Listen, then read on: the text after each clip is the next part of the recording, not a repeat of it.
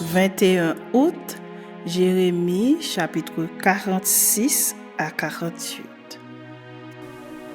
La parole de l'Éternel qui fut adressée à Jérémie le prophète sur les nations, sur l'Égypte, sur l'armée de Pharaon Necho, roi d'Égypte, qui était près du fleuve de l'Euphrate à Carchemish, et qui fut battu par Nebuchadnezzar, roi de Babylone, la 4e année de Joachim, fils de Josias, roi de Juda.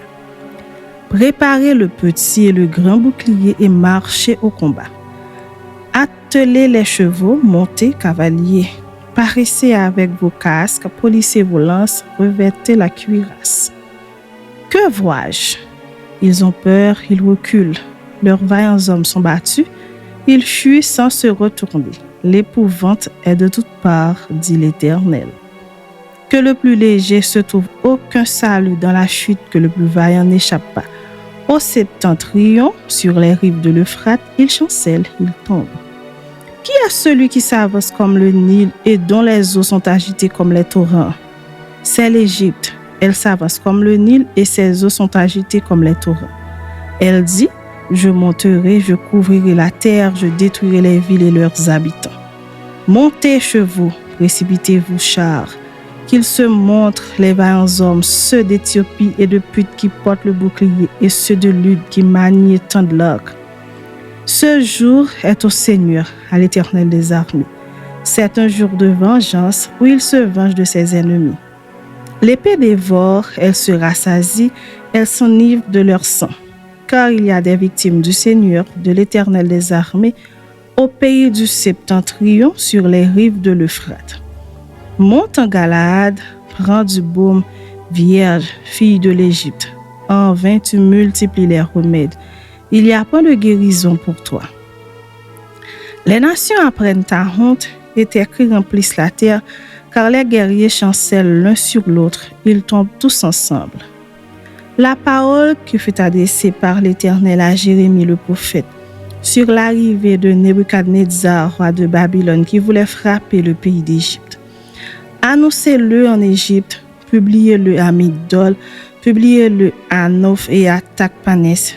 Dites: lève-toi, prépare-toi, car l'épée dévore autour de toi. Pourquoi tes vaillants hommes sont-ils emportés? Ils ne tiennent pas ferme, car l'Éternel les renverse. Il en fait chanceler un grand nombre, ils tombent l'un sur l'autre et ils disent: allons, retournons vers notre peuple, dans notre pays natal, loin du glaive destructeur. Là on s'écrie: Pharaon, roi d'Égypte, ce n'est qu'un bruit. Il a laissé passer le moment. Je suis vivant, dit le roi, dont l'Éternel des armées est le nom, comme le Tabor parmi les montagnes, comme le Carmel qui s'avance dans la mer, il viendra. Fais ton bagage pour la captivité, habitante, fille de l'Égypte, car Noph deviendra un désert, elle sera ravagée, elle n'aura plus d'habitants. L'Égypte est une très belle gémisse. Le destructeur vient du septentrion, il arrive. Ses mercenaires aussi sont au milieu d'elle comme des veaux engraissés. Et eux aussi, ils tournent le dos, ils fuient tous sans résister. Car le jour de leur malheur fond sur eux le temps de leur châtiment. Sa voix se fait entendre comme celle du serpent, car il s'avance avec une armée, il marche contre elle avec des haches, pareilles à des bûcherons. Ils abattent sa forêt, dit l'Éternel, bien qu'elle soit impénétrable, car ils sont plus nombreux que les sauterelles, on ne pourrait les compter. La fille de l'Égypte est confuse, elle est livrée entre les mains du peuple du septentrion. L'Éternel des armées, le Dieu d'Israël, dit: voici, je vais châtier Amon de nos Pharaon, l'Égypte, ses dieux et ses rois, Pharaon et ceux qui se confient en lui. Je les livrerai entre les mains de ceux qui en veulent à leur vie, entre les mains de Nebuchadnezzar, roi de Babylone, et entre les mains de ses serviteurs. Et après cela, l'Égypte sera habitée comme au jour d'autrefois, dit l'Éternel. Et toi, mon serviteur Jacob, ne crains pas, ne t'effraie pas, Israël, car je délivrerai ta postérité du pays où elle est captive. Jacob reviendra, il jouira du repos et de la tranquillité, et il n'y aura personne pour le troubler. Toi, mon serviteur Jacob, ne crains pas, dit l'Éternel, car je suis avec toi. J'anéantirai toutes les nations parmi lesquelles je t'ai dispersé, mais toi, je ne t'anéantirai pas. Je te châtierai avec équité, je ne puis pas te laisser impuni. La parole de l'Éternel qui fut adressée à Jérémie, le prophète, sur les Philistins avant que Pharaon frappât Gaza. Ainsi parle l'Éternel, voici des eaux s'élèvent du septentrion, elles sont comme un torrent qui déborde. Elles inondent le pays et ce qu'il contient, les villes et leurs habitants. Les hommes poussent des cris, tous les habitants du pays se lamentent à cause du retentissement des sabots de ces puissants chevaux, du bruit de ces chars et du fracas des roues. Les pères ne se tournent pas vers leurs enfants tant les mains sont affaiblies, parce que le jour arrive où seront détruits tous les Philistins, exterminés tous ceux qui servaient encore d'auxiliaires à Tyr et à Sidon. Car l'Éternel va détruire les Philistins, les restes de l'île de Caphtor. Gaza est devenu chauve, Ascalon est dans le silence, le reste de leur plaine aussi. Jusque à quand te feras-tu des incisions? Ah, épée de l'Éternel, quand te reposeras-tu? Rentre dans ton fourreau, arrête et sois tranquille. Comment te reposerais-tu? L'Éternel lui donne ses ordres, c'est contre Ascalon et la côte de la mer qu'il la dirige. Chapitre 48. Sur Moab, ainsi parle l'Éternel des armées, le Dieu d'Israël. Malheur à Nebo, car elle est ravagée.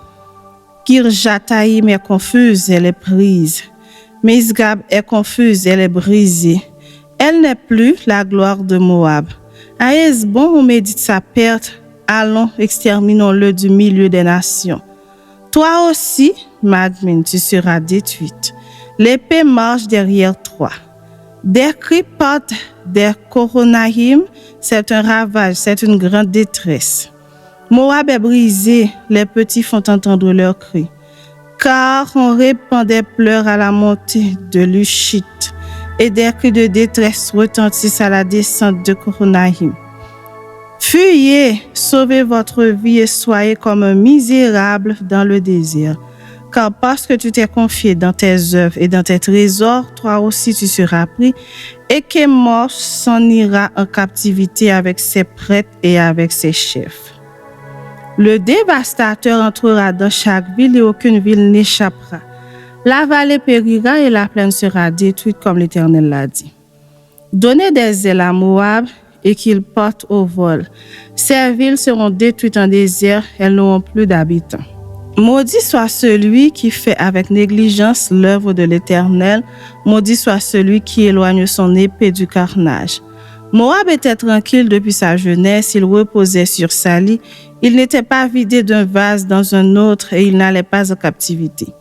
Aussi son goût lui est resté et son odeur ne s'est pas changée. C'est pourquoi voici les jours viennent, dit l'Éternel, où je lui enverrai des gens qui le transvaseront. Ils videront ses vases et feront sauter ses outres. Moab aura honte de Kémosh, comme la maison d'Israël a eu honte de Bethel qui la remplissait de confiance. Comment pouvez-vous dire, nous sommes de vaillants hommes, des soldats prêts à combattre? Moab est ravagé, ses villes montent en fumée, l'élite de sa jeunesse est égorgée, dit le roi dont l'Éternel des armées est le nom. La ruine de Moab est près d'arriver, son malheur vient en grande hâte. Lamentez-vous sur lui, vous tous qui l'environnez, vous tous qui connaissez son nom.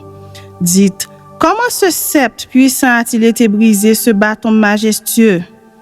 Descends du séjour de la gloire, assieds-toi sur la terre desséchée, habitante fille de Dibon, car le dévastateur de Moab monte contre toi, il détruit tes forteresses.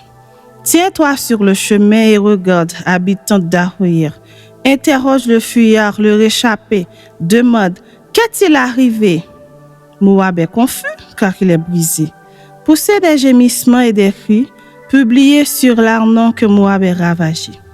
Le châtiment est venu sur le pays de la plaine, sur Olon, sur Jahat, sur Méphart, sur Dibon, sur Nebo, sur Beth Diblatahim, sur Kijat-Tahim, sur Beth Gamul, sur Beth Meon, sur Kérijot, sur Botsra, sur toutes les villes du pays de Moab éloignées et proches.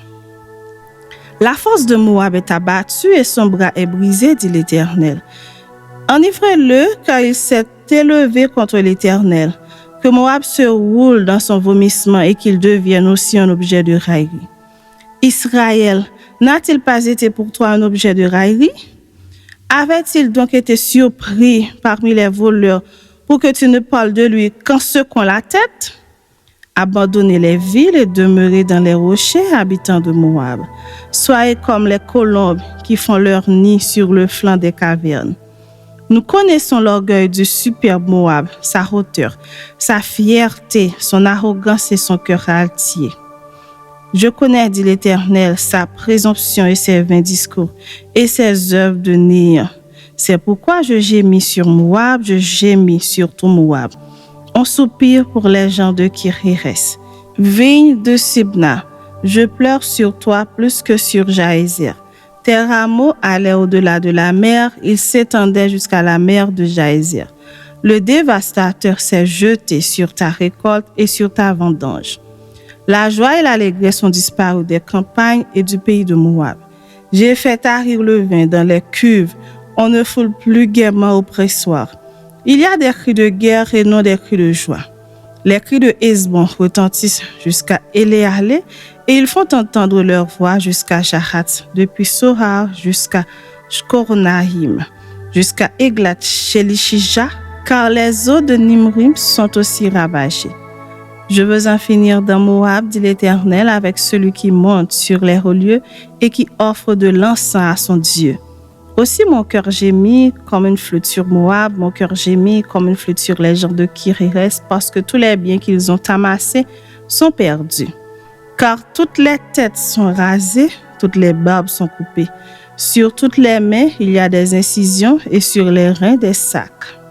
Sur tous les toits de Moab et dans ses places, ce ne sont que lamentations, parce que j'ai brisé Moab comme un vase qui n'a pas de prix, dit l'Éternel.